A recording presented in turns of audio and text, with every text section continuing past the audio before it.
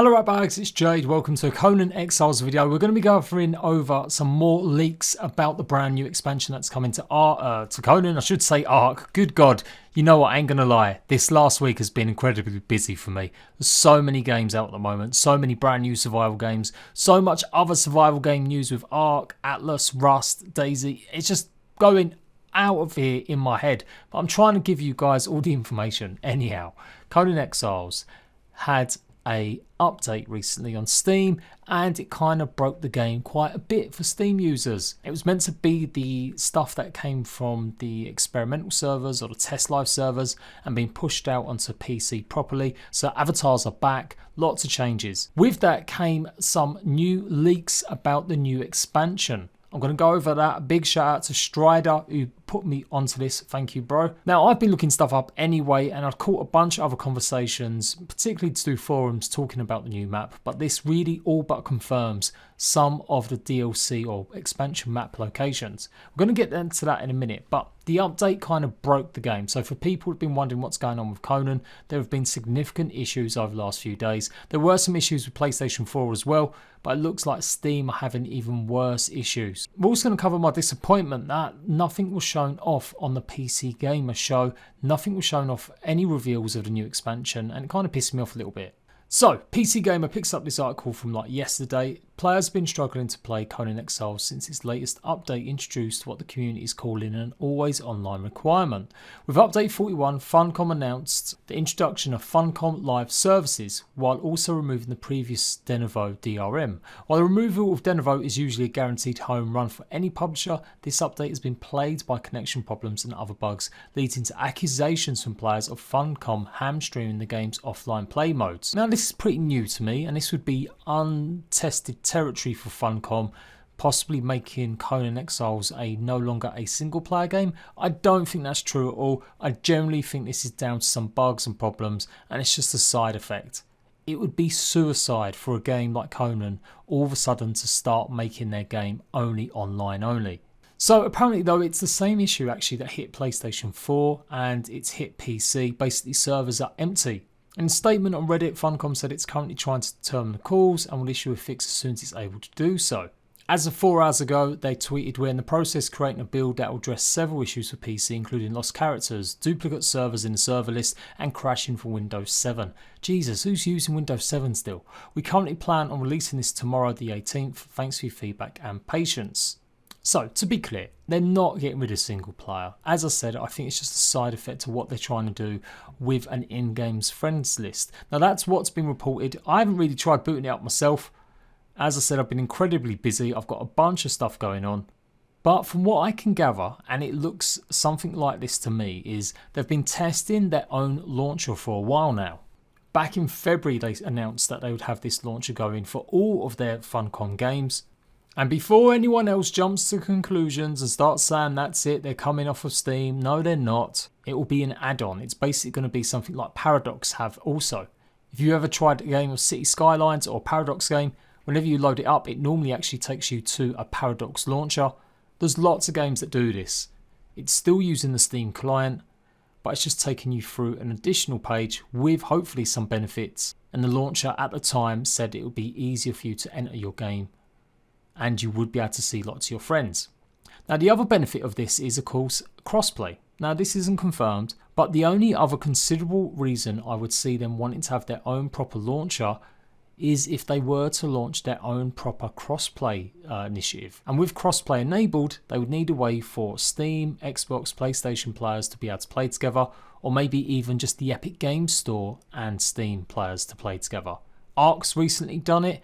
They've managed to get servers up and running, albeit with lots of bugs and problems between Epic and Steam. And it is the future, whether anyone likes it or not. More and more publishers do want to have their own, launchers, but they're not about to suddenly abandon it. When you think about big companies like EA just about putting all their games on Steam recently, Ubisoft putting their games back on Steam, even Microsoft putting their games all on Steam, it'd be a bit stupid for these mid-sized tier game companies to suddenly only come off it.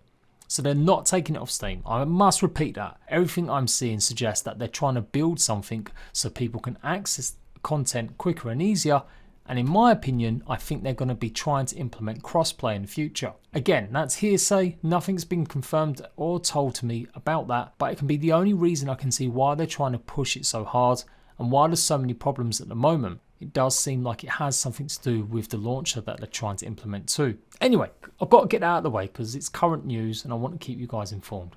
Moving swiftly on, PC Gamer pretty much showed off a bunch of stuff the other day. They're showing stuff off from the DayZ new creator, whole new games, lots of stuff. Funcom were one of the major sponsors of their live stream. But the only game Funcom really pushed out was their new heavy metal rhythm game. It was a bit of an underwhelming situation.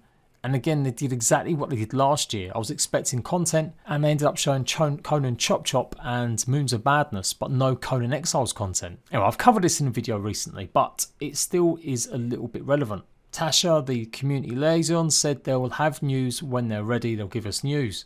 Well, I don't need you guys. I'll go and find my own news, yeah? Okay, as I said, right, Strider put me onto this. It's a post on the forum site and it lists the hidden achievements for Conan on Steam. If we take a look at the achievements at the moment, there is now 36 achievements instead of only 25. If you take a quick glance, you can see they're all blank. And this is what the achievements are. Explore entire Sipta, obtain greater essence, stack sigils, craft Elderinium items, visit altar, defeat surge enemy, use sigil, visit tower, enter Maelstrom, visit vault, summon top tier surge. Now the Ida Sipta might ring a bell because I've been speaking about this for a while. I originally told you guys I believed the DLC was going to be called the Shattered Shore, but then we found more evidence that there was advertisements on social media highlighting the Isle of Sipta and the Maelstrom. And so I kind of revised my idea that it might be called Shattered Shore, but instead they were all just locations for the new expansion map that's incoming. That expansion map that was not showcased on the PC Gamer show, but yet it's still meant to be coming in the second half of this year. And technically it's not the second half of the year, but you know, I figured we'd get some at least teases of it. In this video I'll also detail what the link could be to Sorcery, going through the lore of Conan Exiles, and the Isle of Sipta is pretty much something to do with a grand sorcerer named Sipta. So, explore entire Sipta. That could be the name of the DLC, the whole expansion, the whole map. It still kind of feels like it is just that island, and you will get some sort of achievement for going around the 3 or 4 points of it, or reaching maybe its tallest point. And then we've got Enter Maelstrom. Again, looks like it's another sort of dungeon, or indeed maybe it is a storm event, like the sand event on Conan Exiles, the Sandstorm. Maybe the Maelstrom is going to actually be a sea event, where it will be a sea storm that rolls in. Or it could even be a sea storm that rolls in over land, which I guess is a typhoon. I mean, I know it's called Maelstrom, but you get what I'm saying. Explore entire Sipta, and then you've got visit tower.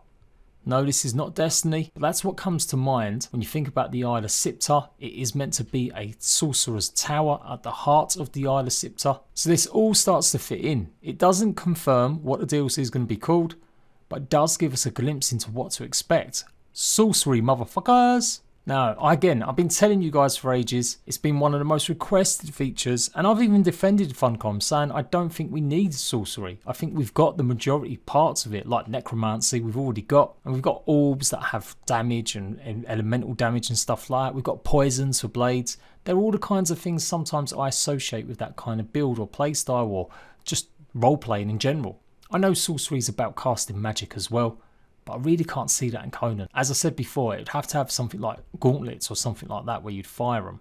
And of course, in the original program, in the original ideas, sorcery was going to be linked to corruption. And that the more corrupted you got in Conan Exile, it would make you weaker physically, but it would give you some sort of powers. And that's often forgot about. But of course, that was years ago. And since then, obviously, they're not really spoken about it, other than to say that they're not really currently working on sorcery. But they said that about mounts, and they said that about not having any new map.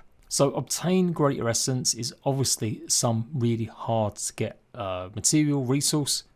Stack sigils. Sigils are normally to do with summoning or to do with buffs like keeping yourself protected. Elderinium is obviously some sort of resource, and it's looking likely it's going to be some sort of armor or weapon set. Visit altar. Well, we've got the altar of Scepter. That would kind of make sense.